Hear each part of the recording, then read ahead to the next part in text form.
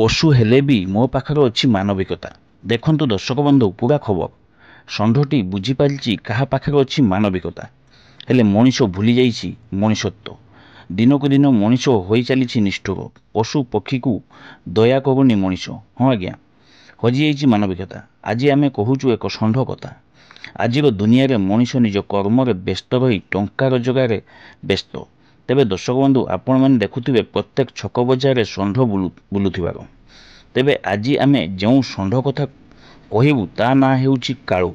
कारण षंढटी पूरा कला रंग तेणु समस्ते ताकू डाकती काळू। से मध्य डाक शुणी अटकी जाए। तेबे मोगड़ा ब्लॉक अंतर्गत मोगड़ा पंचायत अधीन मोगड़ा बजार घूरी बुले गोटे कला रंगर षंढ। सकाळे हेले किछि दुकान को खाद्य पाई जाए षंढ काळू। तेबे सबुठारु बड़ कथा है सबू दुकान को जाए ना। जो दुकानी खाद्य न दे घोड़े दियंती से दुकान को आदू जाए ना काळू। काळूर भी अच्छी स्वाभिमान। अपरपक्षे बजार थिबा सेलून औषध दुकान हेउ कि लुगा दुकान को जमा जाए ना काळू। से भी जानी एठी खाद्य मिले ना। मोगड़ा बजार से चीनी रखिथिबा बा खाद्य देउथिबा दुकानी पाखकू जाए केवल पेट पाई। अन्य दुकान को से मुंड टेकी चाहे ना।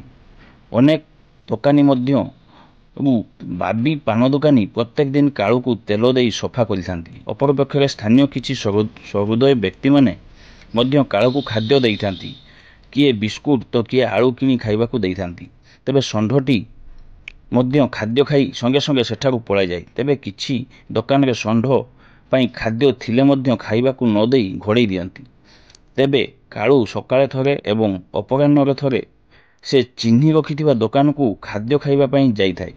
एठी आमे कहि रखिबाकू चाहूछु जे जो मनीष माने टंका रोजगार हेउ कि अन्य किछि असुविधार रक्षा पई शिव मंदिर जीवा पूर्व आगे षंढ तथा नंदी पाखरे मुंड टेकी मंदिर भितर को प्रवेश करिथांती। किंतु सेठारु बाहरी आसिला परे केउ आड़े जाई मानविकता तथा भक्ति। आमर प्रश्न विचार आपणकर षंढटी पशु हेले भी देखाउछि मानविकता। स्वार्थपर दुनिया रे मनीष मनुष्यत्व न भूली पशु पक्षी को भल पांतु। तांको प्रति भी आमर भी किछि कर्तव्य रहिछि। जदि आमर भिडियोटी आपनकु भल लागिबो तेबे लाइक शेयर कमेंट सहित सब्सक्राइब करने को भूलिबे नहीं।